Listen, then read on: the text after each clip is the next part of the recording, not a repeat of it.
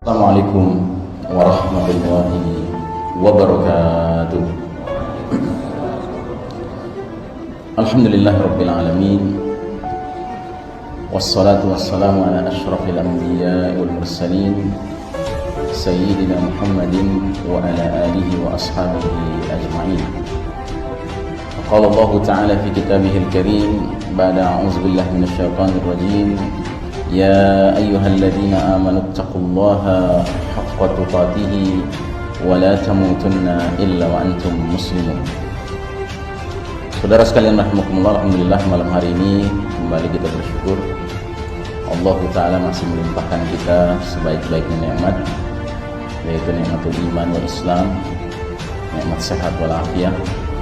Mudah-mudahan berbagai nikmat ini pandai kita syukuri, dan mudah-mudahan kita termasuk hamba-hamba Allah yang karenanya berhak mendapatkan predikat husnul khatimah.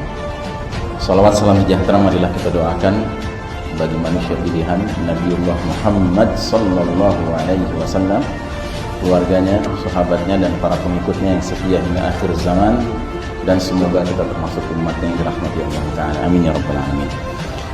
Saudara sekalian rahimakumullah, kajian akhir zaman malam hari ini mengambil tema yang agak serem ya.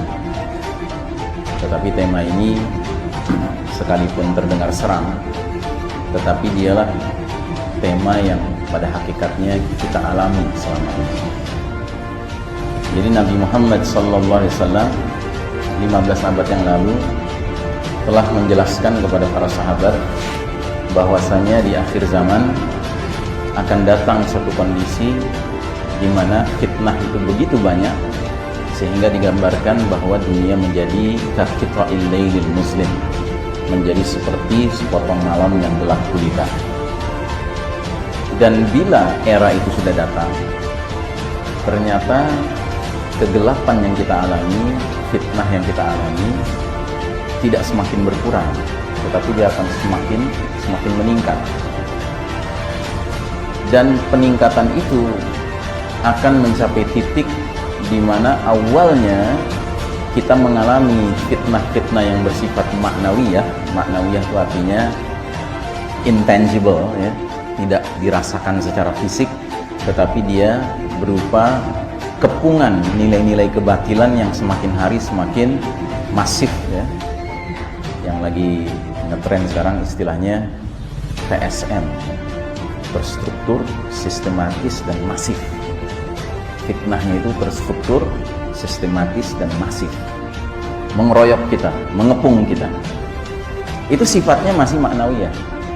Tetapi pada titik tertentu Allah Ta'ala akan mendatangkan fitnah yang bahkan bersifat hissiyah. Hissiyah itu artinya physical. Jadi kalau gelapnya tadi sifatnya maknawi, nanti gelapnya sifatnya fisikal. Benar-benar kita akan masuk dalam kegelapan. Dan kegelapan itulah yang kemudian muncul dalam bentuk tanda besar pertama kiamat, yaitu ad-dufan, ya, kabut asap menyelimuti planet kita selama 40 hari 40 malam. Tapi bagi orang beriman, ketika dufan terjadi, di balik kesulitan-kesulitan yang kita akan alami, sesungguhnya berlakulah ayat inna ma'al usri yusra. Inna ma'al usri yusra. Sesungguhnya bersama kesulitan ada kemudahan. Karena itulah titik terakhir posisi ya, sistem kebatilan ini ya, bisa menyombongkan dirinya ya. Dan selanjutnya adalah giliran Allah Ta'ala mengizinkan kembali kita orang-orang beriman ini ya, memegang tampuk kepemimpinan di muka bumi ini, insyaallah Ta'ala ya. Kita mulai dengan slide pertama. Umat Islam sedang mengalami babak paling kelam di dalam perjalanan sejarahnya. We are living in the darkest chapter of the Islamic history.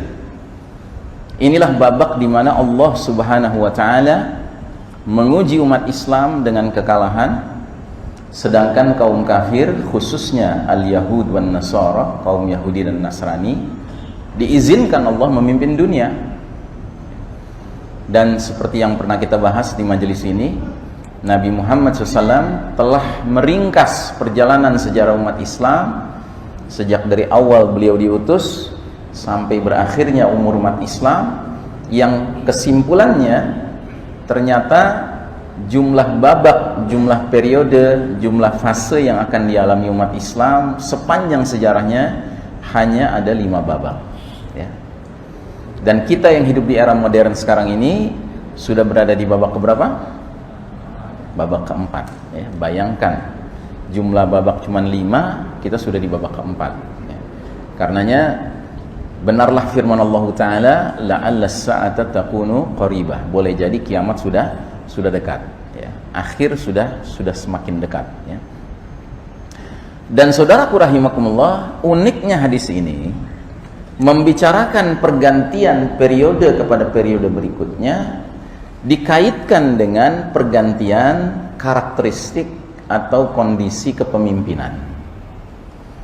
Dan ternyata babak keempat yang sedang kita jalani sekarang disebut oleh Rasulullah Sallallahu Alaihi Wasallam sebagai babak mulkan jabariyah, babak para penguasa yang memaksakan kehendak mereka, mengabaikan kehendak Allah dan Rasulnya.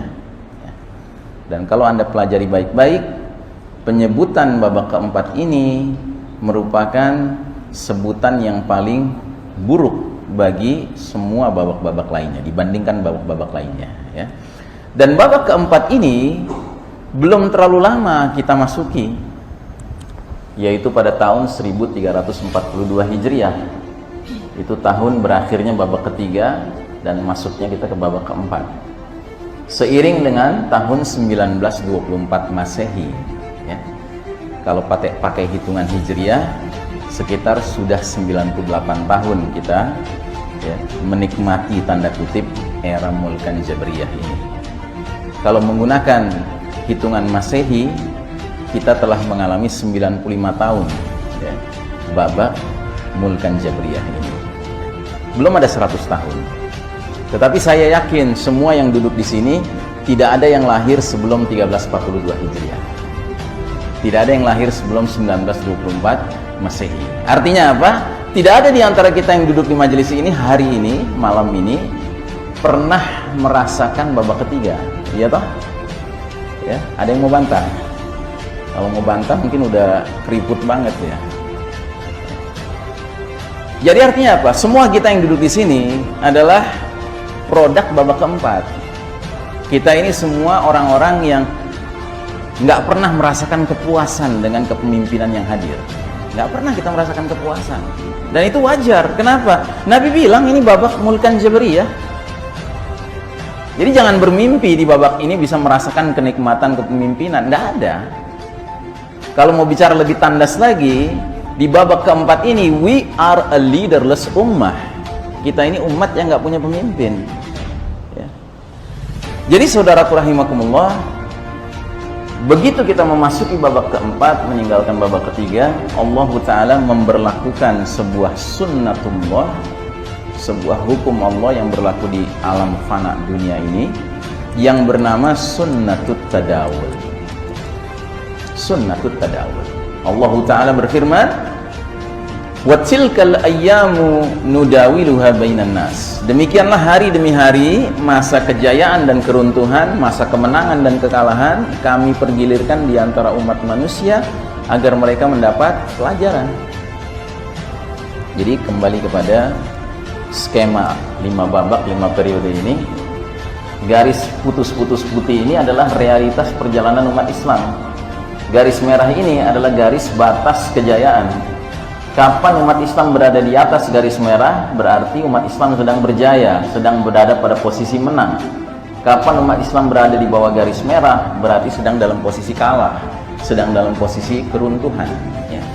Dan kalau kita lihat 5 babak ini, lebih banyak babak kita di atas garis merah atau di bawah garis merah? Di atas garis merah. Berapa babak kita di atas garis merah? Hah? Nggak teliti, bukan 4, 3,5. 3,5 babak kita di atas garis merah, ya.